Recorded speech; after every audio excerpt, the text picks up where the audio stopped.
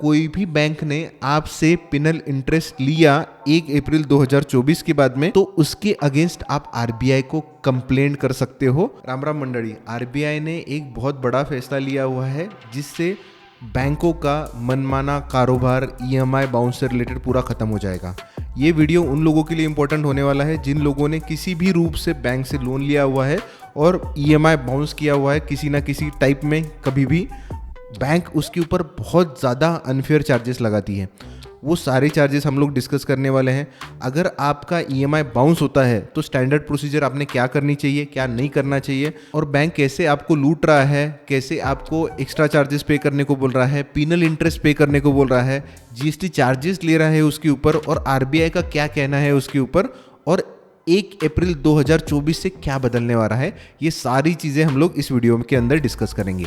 इस वीडियो के लिए मैंने बैंकिंग टर्म्स को समझा, आरबीआई के रूल को समझा, पिनल इंटरेस्ट क्या है, एक्स्ट्रा चार्जेस क्या लगाते हैं, जीएसटी क्यों लेते हैं, ये सारी चीज़ों का एनालिसिस किया। तो मेरी ये रिक्वेस्ट है कि वीडियो को स्किप मत कीजिएगा, आखिरी तक देखिएगा। पहले के दिनों में जब भी आप लोन लेते थे तब आपसे चेक लिए जाते थे बहुत सारे, और हर ईएमआई को आपसे चेक का विड्रॉल लिया जाता था। फिर उसके बाद में आया ईसीएस। ईसीएस क्या है? इलेक्ट्रॉनिक क्लियरिंग सिस्टम, जिससे आपसे परमिशन ली जाती है कि आपका सर्टेन डेट पे जब भी आपका ईएमआई जाना है उस डेट पे ऑटोमेटिकली आपके अकाउंट से पैसा कटेगा, उसको ईसीएस बोलते हैं।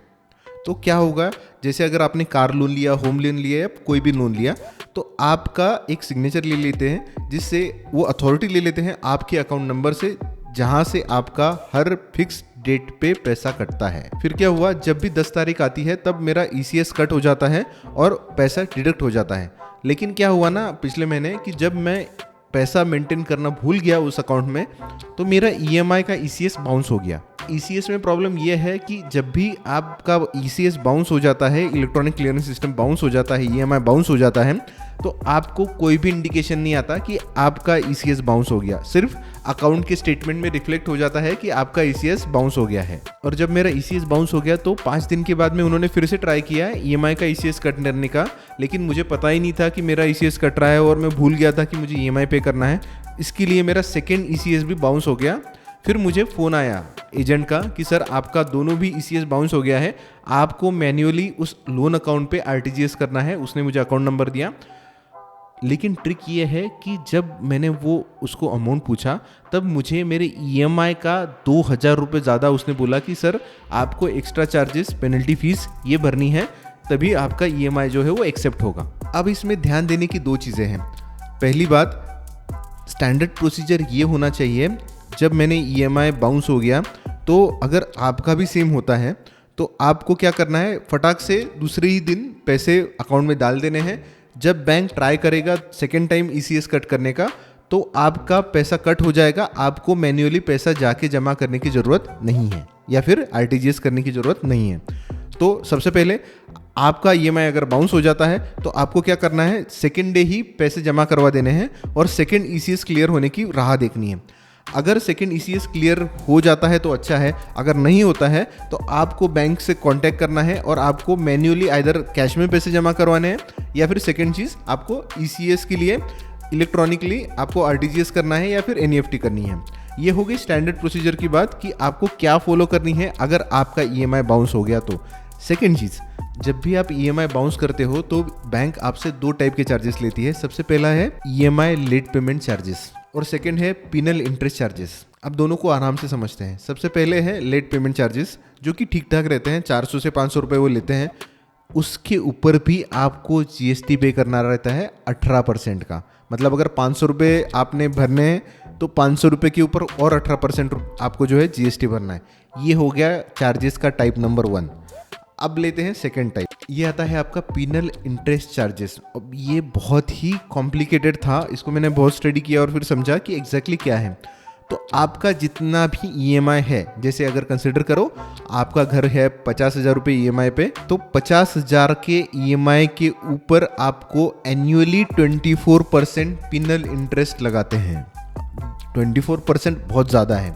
अगर उसको मंथली कन्वर्ट करेंगे तो वो आता है 2%। मतलब अगर आपने एक दिन भी 50,000 का EMI बाउंस कर दिया तो उसके ऊपर बैंक लेती है 2%, मतलब 1,000 रुपए। और सिर्फ यही नहीं, तो वो उसके ऊपर GST भी लगाती है, मतलब उस 1,000 रुपए के ऊपर और 18% GST, मतलब 180 रुपए का GST अलग से। यहाँ तक अगर वीडियो आपको अच्छा लगा हो तो हिट द लाइक बटन, क्योंकि ये ज़्यादा से ज़्यादा लोगों तक स्प्रेड होगा और अवेयरनेस बढ़ेंगी।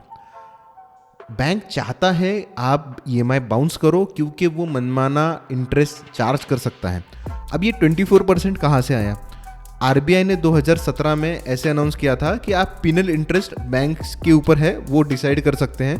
तब बैंक ने इसका जानबूझकर हायर रेट रखा, मतलब कुछ बैंक में 24% है पर एनम, मतलब एक साल का 24%, कुछ बैंक में तो 36% तक है ये। तो अगर 24% भी लेते हैं तो आपका महीने का 2% हो गया। और ऐसे नहीं है कि वो पर डे कैलकुलेट करते हैं, ऐसे नहीं है। अगर आप एक दिन भी EMI लेट करते हो तो आपको स्ट्रेट फॉरवर्ड 2% लगा देते हैं। जब RBI को ये पूरा खेल बैंक का समझा तो RBI ने कहा कि ये खेल बंद कर दो, पिनल इंटरेस्ट लेना आप बंद कर दो। सबसे पहले अगस्त 2023 में उन्होंने ये आर्टिकल जारी किया कि 1 जनवरी 2024 से आप पिनल इंटरेस्ट नहीं ले सकते हो, सिर्फ लेट पेमेंट चार्जेस ले सकते हो, उसके ऊपर का GST ले सकते हो, लेकिन पिनल इंटरेस्ट बंद कर दो। अब जब ये बैंक को पता चला तब ईयर एंड पे बैंक ने रजिस्टर करना चालू किया और RBI के ऊपर प्रेशर बनाया, आप इसको पुश करो। और RBI ने अभी अनाउंस किया कि वो एक्सटेंड कर रही है इस नियम को और 1 अप्रैल 2024 से पिनल इंटरेस्ट जो है वो बंद हो जाएगा, सिर्फ बैंक लेट पेमेंट चार्जेस लेंगी। मतलब अगर कोई भी बैंक ने आपसे पिनल इंटरेस्ट लिया 1 अप्रैल 2024 के बाद में, तो उसके अगेंस्ट आप RBI को कंप्लेंट कर सकते हो। बैंक को बोल सकते हो कि भैया RBI का नियम है, आप मेरे से ये चार्जेस जो है वो ज़बरदस्ती नहीं ले सकते। अगर वीडियो यहाँ तक देख लिया है तो लाइक कर दो यार, और चैनल को सब्सक्राइब कर दो अच्छे वीडियोस के लिए। वीडियो आखिरी तक देखने के लिए धन्यवाद। मंडळ आभारी आहे।